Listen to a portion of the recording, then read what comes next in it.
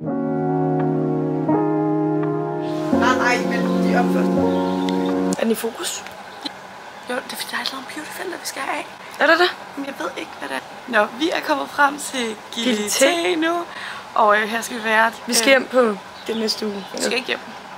Vi skal videre. Ja, vi skal væk herfra på søndag. Ja, og det er tirsdag i dag, ikke? Ja, så nu er vi her på noget, der hedder Gili Tenda, hvor vi har sådan et her glamping-telt. Det kan være, at vi kan lave en lille roomtour senere, så I lige kan se det, og så vi selv kan huske det. Det er virkelig, virkelig hyggeligt.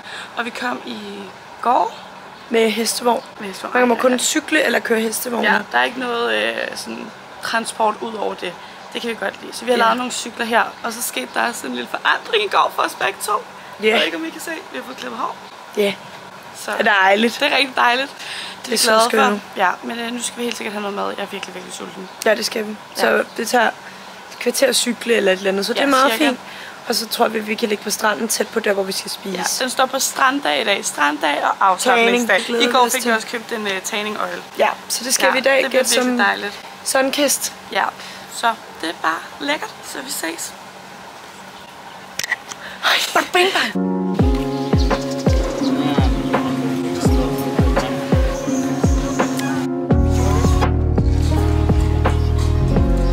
Det er godt.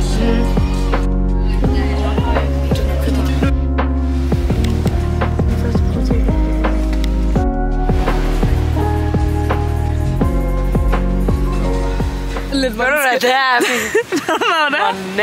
Det var natters.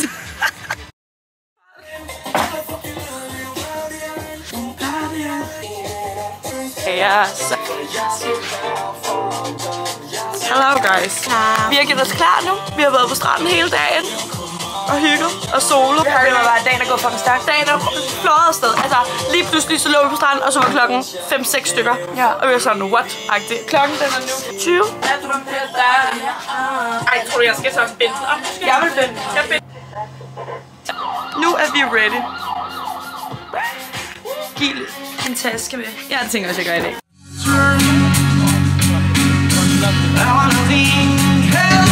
Thank you.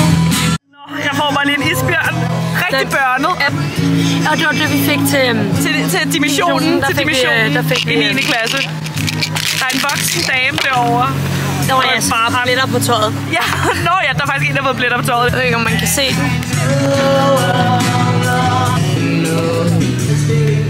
Boomerang. Cheers! Cheers! Ej, hvor er vi klar. Jeg har taget lorte ind. Men det er også 4-1, men what you gonna do with the big fat boy? Come on now, min fat. Yes, tak.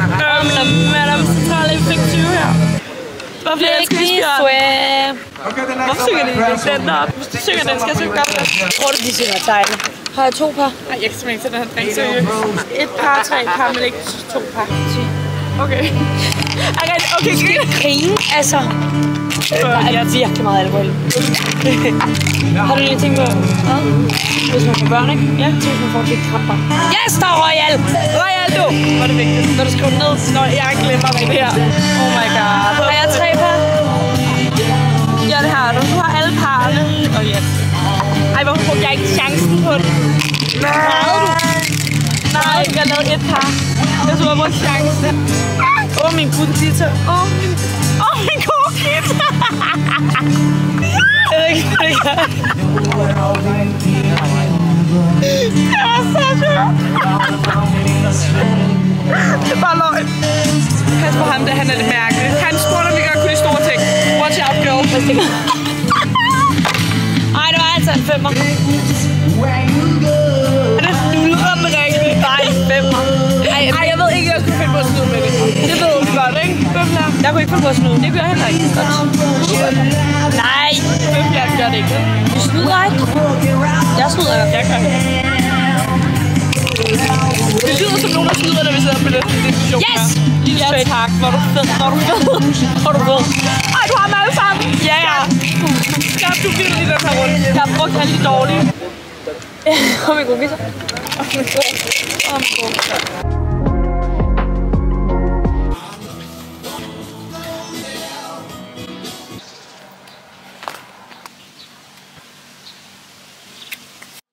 Ja, god idé, god idé.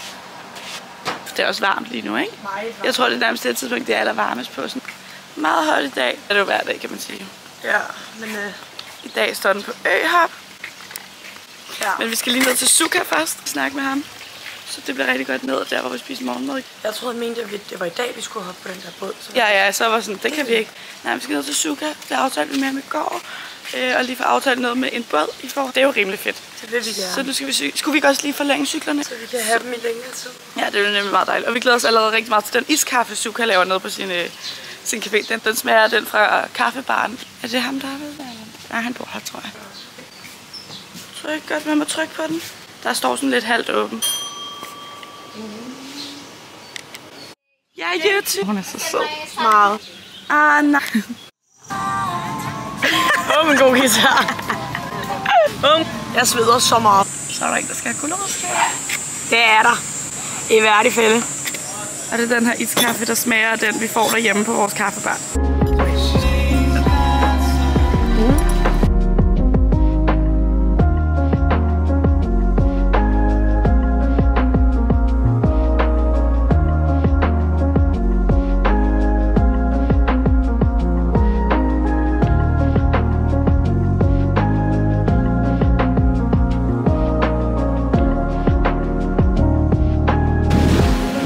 Og gyngemesteren.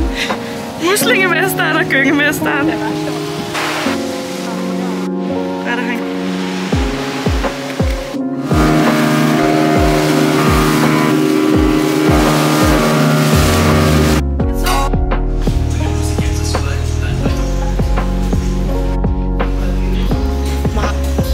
Rigtig lækker med det her svampe nu. Rigtig lækker med svampe. Ej, glæder mig. Meget lækker. Vi har sat os på den, der hedder YouTube. Det jeg har drømt lidt om at komme på. Jeg vidste faktisk ikke, de havde mad. Jeg vidste kun, de havde deres butik, som jeg glæder mig til at købe nogle ting fra. Men så havde de også lækker mad. Det smager jeg. Så du noget der på? Ja. Nej, hvor er det god. Ja, ikke også? Ej, det er sindssygt. Ej, hvor er det god. Ja, især med det der svampe nu.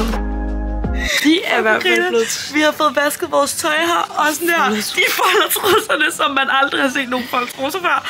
Og sådan, det er foldet så flot. Hold da. Nej. Det skal vi lære lidt af. Det dufter det godt. Dufter det godt? Ej, det skal vi altså gøre, inden vi rejser igen. Det skal vi. Det er da vildt smart. Grineren. Det er altså et lifehack, som vi giver videre til andre. Så er der trusser. Få vasket jeres tøj, mens I er afsted. Det er ret fedt og virkelig flot. Ja, også det er mega. Det er virkelig pænt lagt. Ja, man bliver helt excited over det, føler jeg. Ej, hvor er det flot. Det har aldrig været så flot. Det stjålet mine trusser. Altså, hun har måske stjålet mine trusser, Pia.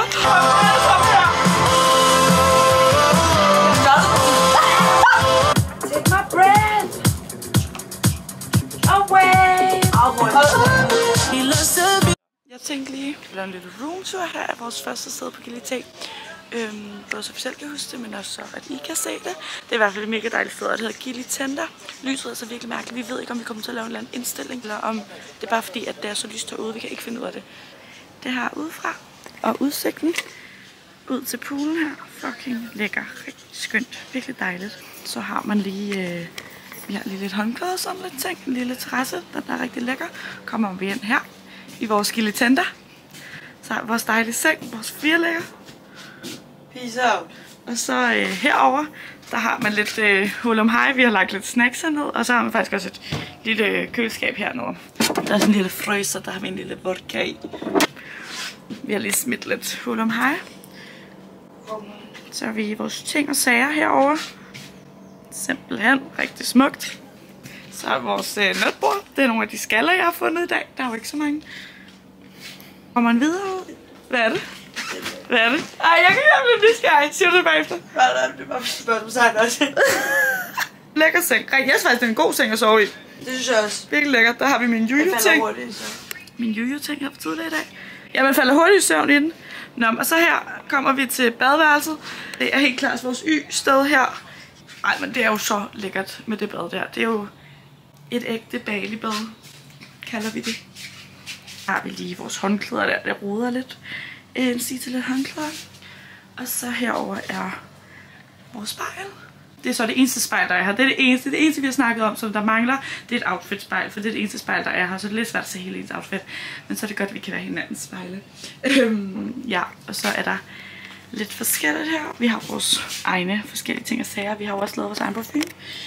Simpelthen intet mindre. Vi har lavet vores egen parfume i det der Our Project. Så vi har lavet en hver, og så har vi så købt dobbelt op. Så Sofie har lavet den her, ikke det der nu. Og så har jeg lavet Gandhi, fordi vi hele tiden siger, ikke det der nu Gandhi. Så det er bare rigtig hyggeligt. Så der er ikke noget at klage over. Der er sgu ikke noget at klage over her. Nej, nu fik jeg sand. Ikke skub i sengen.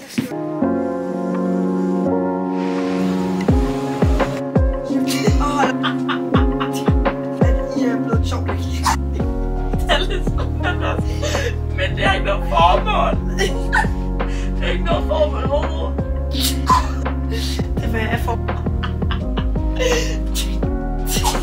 Det er ret griner, du er slet. Det er totalt samme situation. Ja, det er det.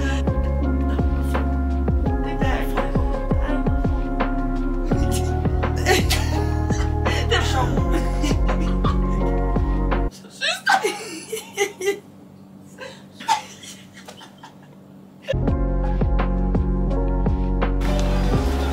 2, 4, 6, 8, 10, 12, ikke? 62. Oh my god. Jeg laver et album, der hedder Yatzy. Så alle de Yatzy, vi får, så vi ser, hvilke vi har. Ja. Eller primært. Det var mig. Jeg får 4 Yatzy her. Ej, men det er flot. Du har fået kongehats. Jeg har bare aldrig fået Yatzy før. Ej, man sidder sådan op og overlever lige. Jeg tror, vi får noget nu. Jeg tror, vi får iskaffe nu. Cinnamon roll. Yes. Thank you. Okay. Jeg vil iskaffe. Det er godt. Thank you. Ej, den er virkelig god dag. 2. Thank you. 2 på etterne.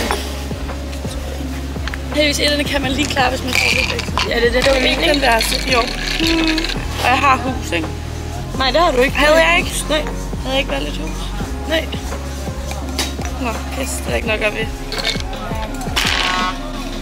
Like a bird. Thank you. You can just... 1 liter of water. Thank you. Yeah, that would be nice. Thank you. Siger vi da ikke nej til. Vi siger nej til det meste.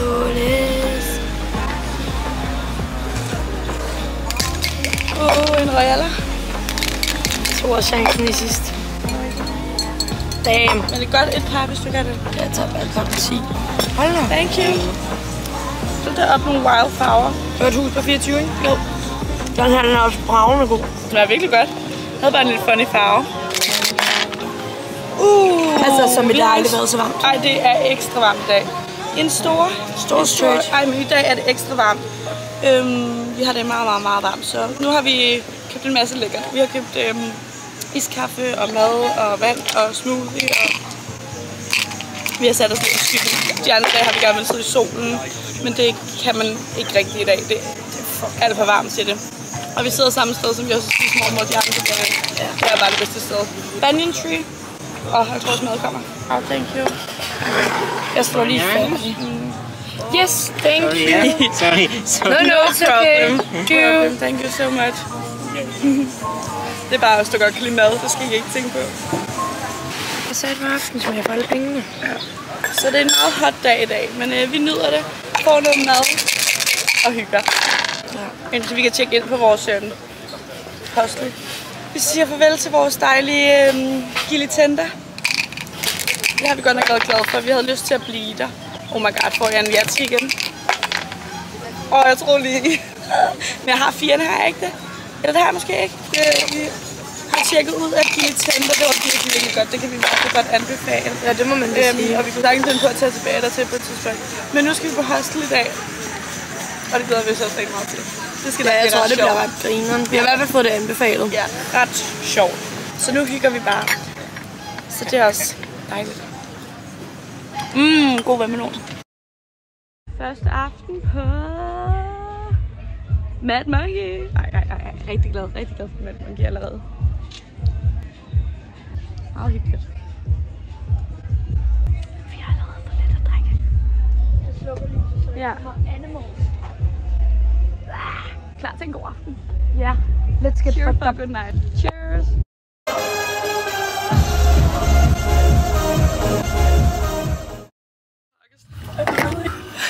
Vi skal væk herfra. Vi skal altså fuck herfra. Vi har gjort noget. Det er lidt svært at forklare. Vi havde en rigtig... vi havde en vild aften i går. Ja. Vi havde en vild aften i går. Nu er vi i gang med at pakke tingene sammen fra Tibien her. Som I kan se. Ja. Så vi pakker, og så skal vi altså videre allerede i dag. Det var egentlig meningen, at vi først skulle afsted på søndag, og fra, altså ligesom herfra og så til Canggu på søndag. Men planerne har ændret sig. Vi tager afsted i dag. Vi tager ikke til Canggu endnu, men vi har bestilt en overnatning. To overnatninger på et andet hotel. Vi havde håbet på, at vi kunne komme til Gili Tenda, hvor vi har været de andre dage. Det var desværre fuldt booket. Ja. Men vi havde en vild aften i går, og vi er klar til at komme videre. Vi har oplevet hostellivet. Ja. Ikke? Ja, vi har. Og alt, hvad det indebærer. Og det er ikke noget, vi skal bede om. Det var lidt tømmermænd. Vi har lidt tømmermænd, og der er mange faktorer, der spiller ind. Vi har været i byen som rigtige indoneser. Ja, vi har fyret mit tøj ned i det her. Ja. Vi føler med en film. Den med. God aften, vild aften. Vi er klar til at komme videre. Vi har oplevet det, vi skulle opleve her. Er det ikke bare sådan, det er? Vi har oplevet det, vi skulle opleve her på hostlet. På Mad Monkey. Så vi sagtens anbefale det. Vi kan også være klar til at... Give den gas. Eller... Nej, jeg tror ikke, jeg putter det. Det er et fint sted, det er ikke det? Ja, det er et fint sted, et hyggeligt sted. Mange søde mennesker og sådan noget. Men jeg tror bare, vi nåede at opleve det hele på en aften, som man skulle opleve. Ja, så vi er klar. Og vi der er var skumparty i dag, og det skulle vi heller ikke. Nej, det synes jeg var en god idé i går, men ikke i dag. Nej. Ja. Det er også, men det er lidt sådan, man skal være ude. Du kan jo ikke bare sidde herinde. Nej, det er jo det. Det er jo det. Varmt hej. Ja, true. Det var vores lille tippe her. Mega, mega hyggeligt. Pause. Så er det bare nu. Her. Så er det bare camping. Tjek ind om en time først. Ja. Eller hvad? Jo, det tror jeg.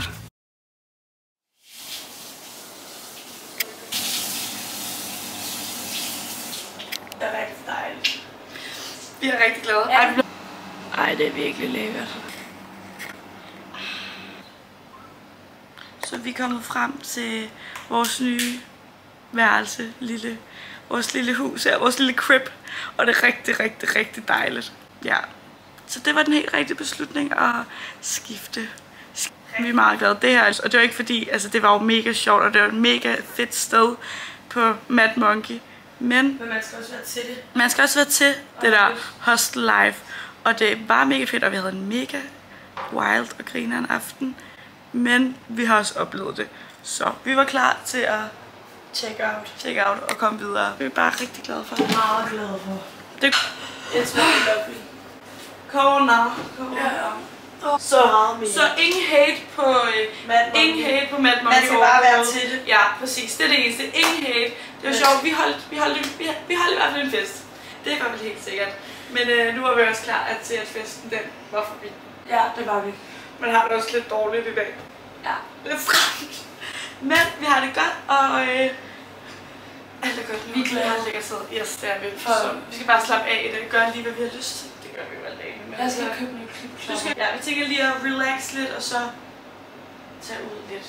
Lege nogle cykler. Ja. Brug træer. Ja. Overvej at tage dem med fingrene. Ja, det vil jeg gøre. Nå, nu er vi lige kommet hjem fra en hyggelig aften ude i Gili by nede ved stranden på den ene side. Så der var virkelig hyggeligt, vi fik noget lækker mad, og vi har spillet Yahtzee selvfølgelig, det gør vi hver aften. Vi er i gang med vores store Yahtzee-marathon, kan man godt kalde det. Jeg fik købt 2 nederdele faktisk, fordi jeg har fik en t-shirt hver, en veninde t-shirt, vi kan have på, sådan lidt nattøjsagtigt. Og så nu viser jeg bare lige et lille mini-haul. Sofie, hun er lige i bad, så det kan jeg lige bruge tid på et eller andet. Hårklemmer. Ej, de matcher lidt til min mage, faktisk. Jeg har synes, det er ret flot. Måske kan jeg kende en til min søster. En i ting. Sådan en brun, en her.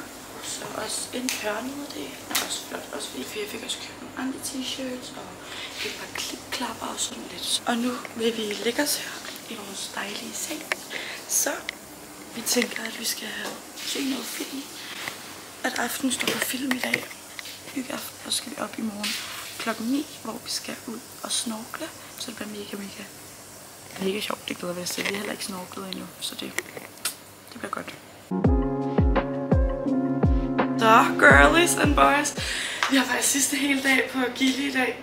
Er det? Jo, det er sidste dag i dag. i morgen. Eller ikke i morgen. Men vi skal videre i morgen.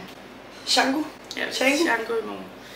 Alle kalder det Chango. Alle siger, det hedder Chango, men vi kalder det Chango. Vi kalder det Chango. Så det må I bare bære over med. Og i dag, der skal vi ud og snorkle. Vi skal på en båd. Ja. På Sukas båd. På Sukas båd. Så ja, så det er noget privat båd. Ja, vi kender folk, der kender Suka. Ja. Og først skal vi hen og spise morgenmad på hans restaurant. Og vi bor som sagt det nye sted. Og det har været så det er perfekt. Vi er så glade for det. Altså sådan her, vi har sovet så godt i nat, og det har bare været dejligt. Det var en helt rigtig beslutning at gøre, at vi tog herover. Og ligger sygt godt.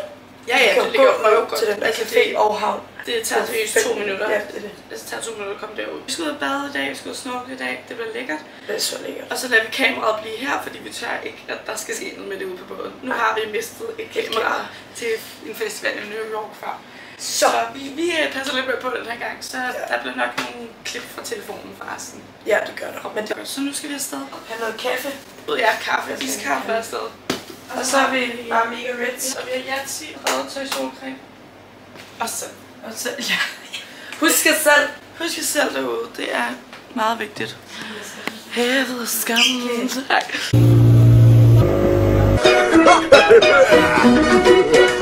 Hævet skønt. Hævet skønt.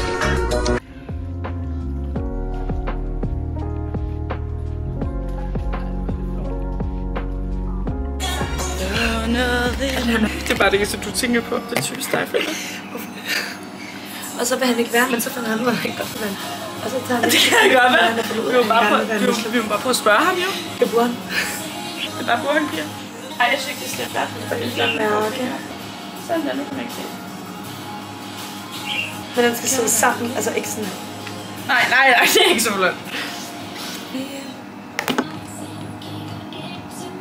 Hvad er det for noget? Hvad var det? Hvad er det? Vi skal vise jer noget. Skal I bare sløje? Er det ikke flot? Vi har fået tattoo. Vi er tattoo. Kan man se det? Kan man se min her? Er det ikke flot? Den har vi fået lavet i dag. Så det der. Ja, vi var på rigtig god snorkeltur i dag, jo. Det var vi. Det var rigtig godt, så vi har fået lavet tattoo. Vi har set et film her til eftermiddag. Vi har set vores nye film, Far til 4. Med Dennis, med Remonade og Dennis. Nu skal vi gøre os klar til at spise ude sidste aften her på Gilly T. Og så tager vi på Mad Monkey og fester. Ja, vi skal bare tilbage, mand. Det var en lidt crazy aften. Det var en fest uden lige. Ja. Det føler jeg en god og og uden lige. Men altså, tænker vi skal ud i dag, eller vi skal bare klare den der færgetur? Ja, vi skal klare færgeturen. Lad os se hver aften. Nej, jamen, skal vi gætte, hvad vi tager på? Ja, det kan vi godt. Jeg har ikke set noget sådan på. Jeg har ikke set det. Skal jeg hente en? Okay, jeg tager lige på, så. Ja. Ikke det der nu? Ja. Gør det? Ja.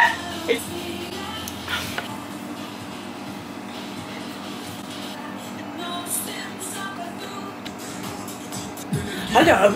Det var i morgen. Rigtig flot. Ej, jeg skal stoppe med de børster. Jeg siger wow.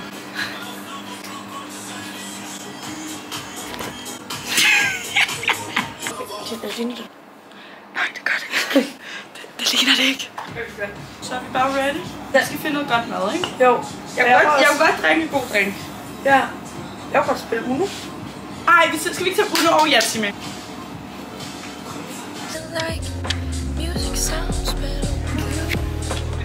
Like a tweet.